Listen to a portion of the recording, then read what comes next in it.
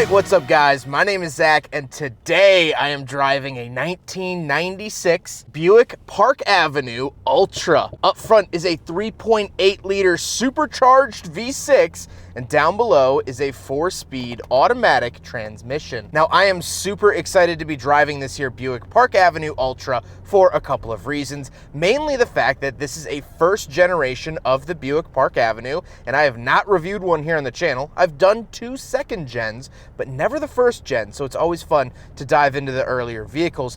But the second reason is the fact that this car is incredibly clean. It is such a good example of the Buick Park Avenue. It has just a touch over 100,000 miles, and so I always love finding these gems of vehicles that we just don't see much of anymore. But before we get on to anything else, I have a website, zackpradel.com, where you can buy stickers and other merchandise when it becomes available. You could also submit your own vehicle to be reviewed by me through a quick and easy submission form, and you would get a video of your car just like this one, and you could read my behind the scenes blog to see what I'm filming before it comes out on the channel. But let's get back to that 3800 under the hood. Well, this is a very interesting year. 1996 was the very last year of the first gen Park Avenue. However, for the last year, they gave it the Series 2 3800 that we saw all throughout the 90s and into the early 2000s. This engine makes 240 horsepower, which is 15 horsepower more than the 91 through 95 Buick Park Avenue Ultra that had the Series 1 3800. So it does have a little supercharger attached to it, and it makes pretty good power. It's decently fun to drive, it's peppy enough, and I've always had a soft spot for the 3800. Now, like I said, paired to it is a 4-speed automatic. However, this was the same transmission throughout all the first gen, and they switched it for the second gen. So again, this is a 1-year engine and transmission combo. It's fine. It's a 4-speed automatic from the 90s. It's doing the best it can. Last but not least, the Buick Park Avenue is front-wheel drive. This was the largest front-wheel drive sedan that Buick was offering at the time. Now, you could still go up to the Buick Roadmaster, which got the V8 and rear-wheel drive, and that was a bigger vehicle,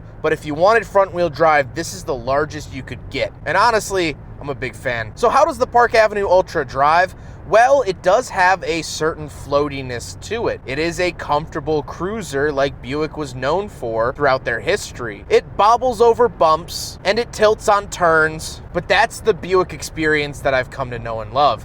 It does have pretty good visibility, and I have to say I'm rather confident while driving it. But with that stuff out of the way, let's talk about the interior. Well, in front of me, I have a bunch of gauges, and this is still the era where Buick was doing really short and wide gauge clusters. All the way off to the left, I have my oil pressure and coolant temperature.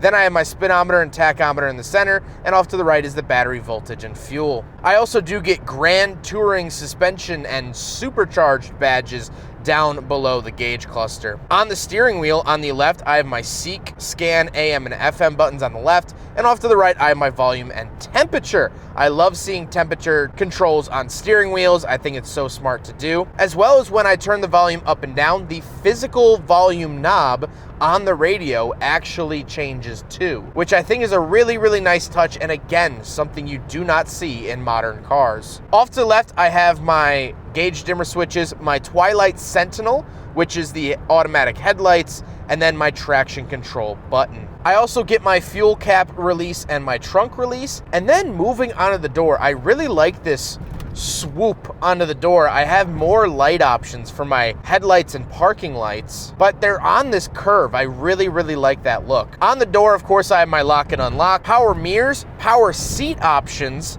and power windows. So I do have a bunch of nice chrome buttons over here. This does feel very 90s Buick to me. The Roadmaster had a similar setup. However, I definitely like it. Moving into the center, first of all, I get this shelf up top. I have a security light, as well as my Buick badge and Park Avenue Ultra badge all the way off to the right. But then I do have the radio. I really like the radio. The radio feels a lot more modern than 1996, at least in my opinion. I do have AM and FM, a cassette player, and I do have some treble and bass adjustments, which is always fun to see. Then I have my climate controls. I do get auto, as well as I actually get dual zone. So you're not seeing it here in this cluster, but if you look over at the passenger door, where the headlight switches would be on the European models, is actually the passenger climate control, so they can adjust their temperature over close towards them.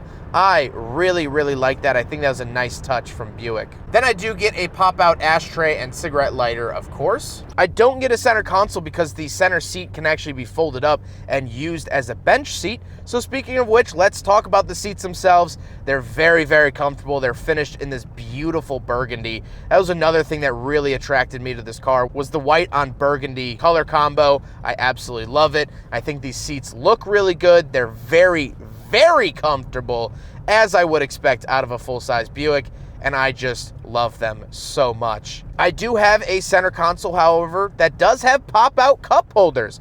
So we will do a big friggin' bottle test here in the first generation Buick Park Avenue, and as I expected, it fails. I don't think any pop-out cup holders have really passed, but it does have a pretty cool little feature. But speaking of the seats and the nice comfiness of which I am currently experiencing, let's hop in back and do a backseat review. All right, so we're in the back of the 1996 Buick Park Avenue Ultra.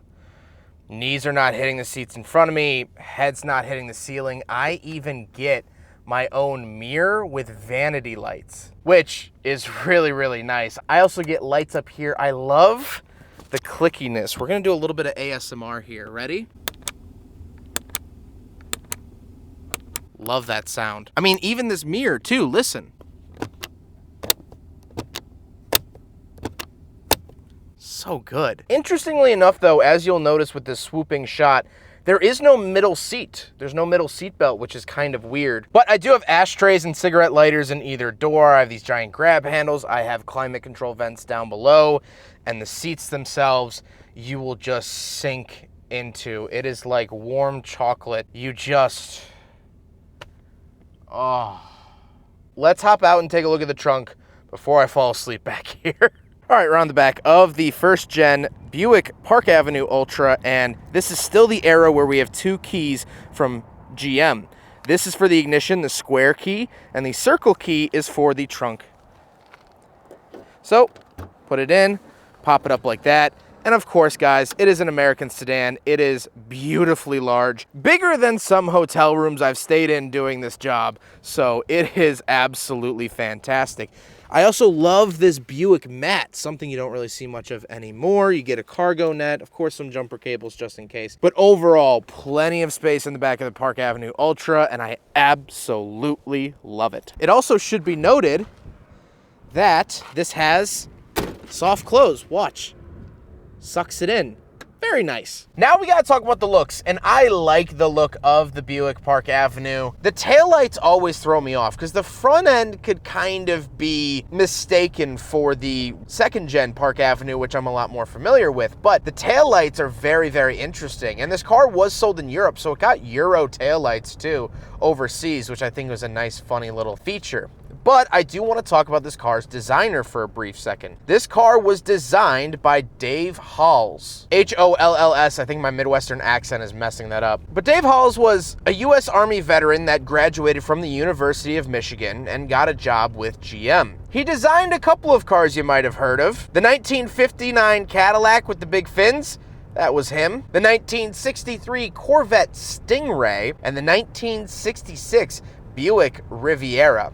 This was one of the last cars that he ever designed. He sadly passed away on June 16th, 2000. But Mr. Halls was an American homegrown guy. He loved his country, he loved cars, and he designed some of the most iconic vehicles to come out of the Stars and Stripes. And so let's get on to my final thoughts. This car screams America to me. This might be one of the most American vehicles ever made, not only because its designer was so patriotic, but it was also built in Flint, Michigan. This car was actually built here before we started exporting everything in the 2000s. It's supercharged. Doesn't get much more American than that. It's big, it's comfy, it's floaty. Yes, it's front wheel drive, but America was about 20 years late to joining the front-wheel drive game. As we are with most technologies, we were also 20 years late to adapting radial tires in the 1970s when most cars in Europe were adapting them in the 50s. But there's just something about this car that really makes me feel at home. Maybe it's the subtle looks that aren't in your face. When you see a Buick Park Avenue show up, you don't think, oh, this guy's a Wall Street business investor. You probably think, hey, that's Uncle Jerry. And you go running out to his car and say hello. The more and more GMs that I drive, the more I fall in love with them because they really do feel like the home team advantage. I've drawn this conclusion before, but it really reminds me of the Chicago Cubs. They don't win all that much, but there's just something about Wrigley Field and the Ivy singing at the 7th inning stretch. Harry Carey on the microphone. I love listening to old Harry Carey sportscasts. I mean, the man was off his rocker, but you loved him for it. There's a high drive, deep right center, way back. Might be out of here. It's off the wall. 1 run is in. 2 runs are in. A third man scores. And not to mention, I'm driving this car out in very rural Indiana. Driving through this little town, I am a stranger. I'm not from here, I've never been here, but I feel a warm embrace. And that's what this car does for me. It gives me a warm, loving embrace. Huge thank you to Alan for letting me take out his Buick Park Avenue. We've been trying to get this together for quite some time out here in the Midwest. You can never know what the weather's doing, so I'm finally glad we were able to find a good day. Alan has been absolutely awesome, very knowledgeable about this car, and of course he's keeping this car stock. He's not ricing it out and changing all these things. He just enjoys how good this car is, and I'm so thankful he was able to share that with me. I hope you guys enjoyed the video. Don't forget to rate the video, comment on the video, subscribe if you really liked it. But I'm going to leave you with a montage of how this car makes me feel. I hope this captures what I'm trying to say. Take care, guys.